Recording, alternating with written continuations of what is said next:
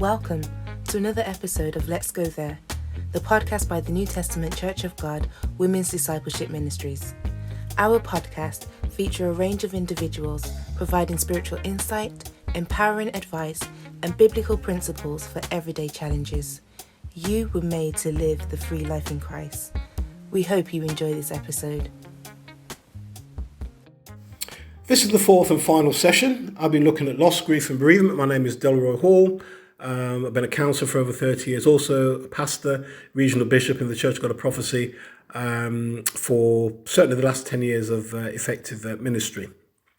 We're going to look at session 4 today, and we're going to look at talking to someone.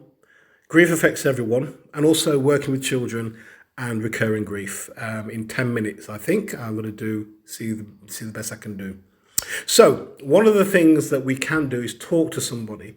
And sometimes it's better to talk to somebody who's not a part of our circle, because certainly within the church quite often I find that when things happen, certainly with pastors, and I was one, so I speak with some experience, because we don't know, we just tell people to go and pray about it and trust the Lord, he'll see you through. Not helpful at all.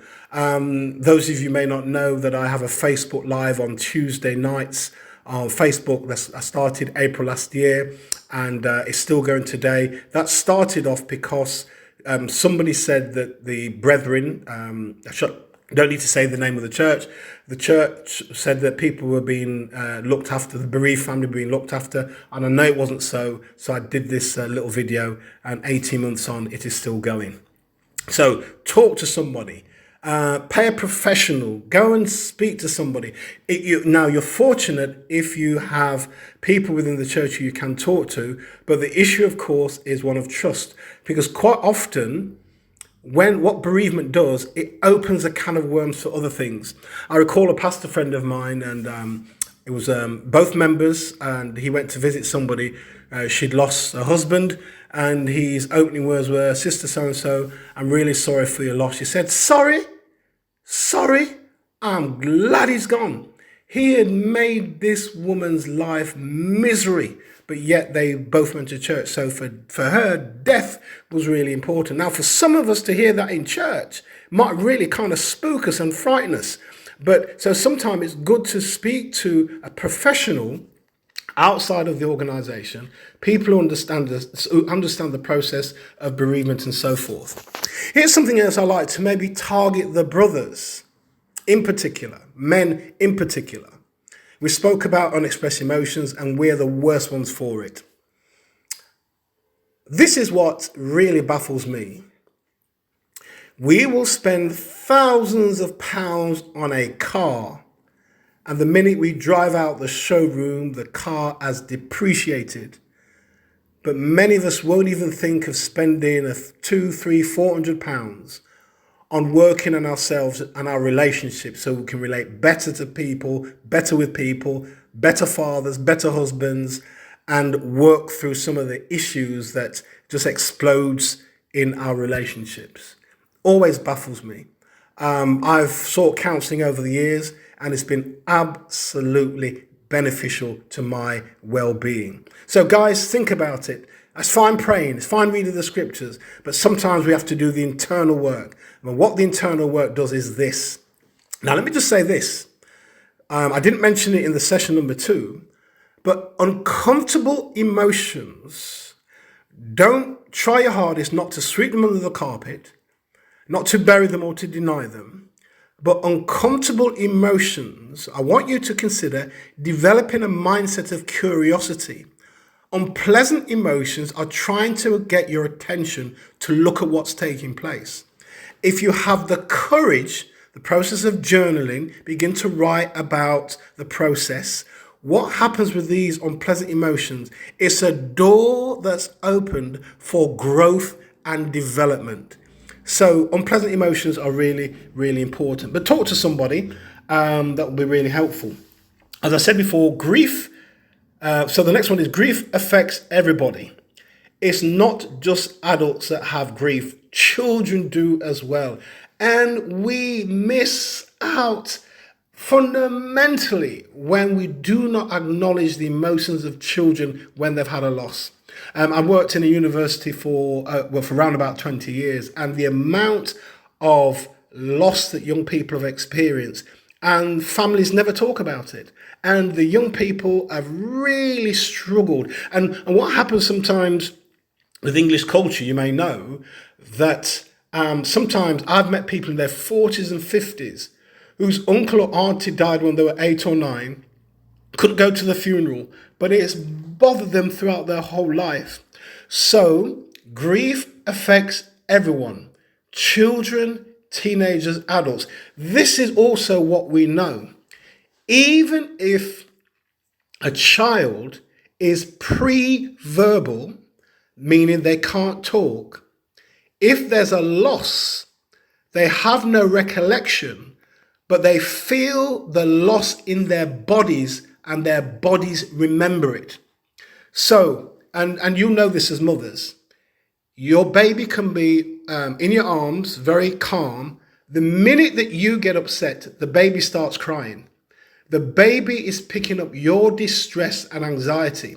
And if that happens often enough, the baby that was once born okay will develop levels of anxiety and nervousness, and they've picked it up from mum when she was perhaps going through a very tough time or difficult relationship at home. So babies don't remember psychologically, but their body remembers. 2 books, The Body Keeps a Score. I can't pronounce the person's name. And When the Body Said No, When the Body Says No by Gabor Mate. So The Body Keeps the Score by Dr. Volk, Volk, and When the Body Says No, Gabor Mate, Mate. So talking to somebody, grief affects everyone. So working with children, and sometimes children don't have the words to describe how they feel, but they can draw pictures and ask them to explain the pictures. That's a way of helping them to get to terms with how they feel. Don't rubbish how they feel. Their emotions are as valid as your emotions as an adult. I remember when I was pastoring, sometimes in Bible study, I would ask one of the young teenagers, in fact, they weren't even a teenager, 10 or 11, they would close in prayer, and I would never ask an adult to pray after them. The message that would give that their prayers as a child is not good enough. So grief affects everybody, including children. Remember, during our times of grief, it is good to help other people. It's really, really important, because what that does, it takes us off our things that are happening to us, and we can really help people to kind of work through their grief. And so, well, not just grief, but just work through a difficult situation. It helps them to kind of deal with things, but also it takes your mind off things, and it also starts to help you to re-engage back into the world, because sometimes when you've had a sudden bereavement in particular, it really knocks you for 6, and you're in this kind of black hole, and it's really helpful if you can be doing things just to kind of remind you that there is life out there. Okay, the final one I want to look at is this: prepare for recurring grief. So what do I mean by that?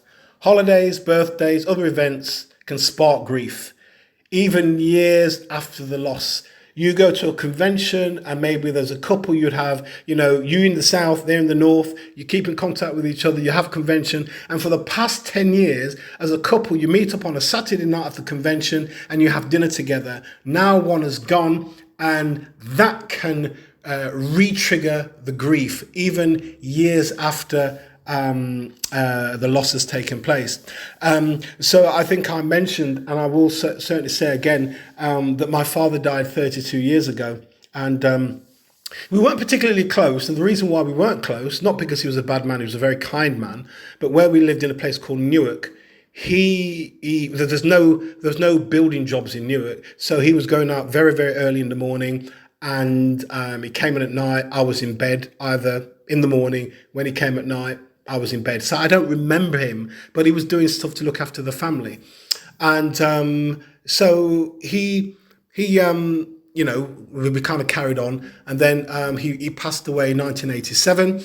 And I was talking to a friend of mine in Bristol. He was talking about his dad. I was talking about mine in a very public place. I don't know where the emotions came from, but it came like a fountain, just gushed out from the inside, and I just burst into tears 32 years after my father passed away. So be careful, be aware of recurring grief. Sometimes, so some of you at home, you listen to some jazz or some classical music, and or some reggae. Don't know what you're saying. Christians listen to reggae? Of course they do. And it could be in the home, whatever they do is what they do. So there could have been a special record that you really enjoyed together, and 5 or 6 years later, you're out somewhere, you hear this tune, and you just burst into tears. And people don't understand what's taken place. But what's happened, the song has triggered the memory of your husband or your spouse that's no longer with you. That is perfectly natural and normal. That's the end of the 4 sessions. I hope you found it helpful. I'm sure there's a way you can contact ministers within your own organisation to help, but it's been a privilege to do these sessions, and I wish you well as you learn about loss, grief and bereavement. There is no textbook way to grieve. Everyone is different, and one of the things that we can do as people in ministry is learn to listen, and to listen deeply without interruption. If we listen well, it opens up to a whole new world of how people function and we understand. May the Lord richly bless you. God bless, and take care of your precious selves. Bye-bye. Thank you for listening to our podcast. We hope you found it inspiring and insightful. Stay tuned for our next episode. Subscribe and tell a friend. For more information about our ministry, please visit www.ntcg.org.uk/WDM. Thank you.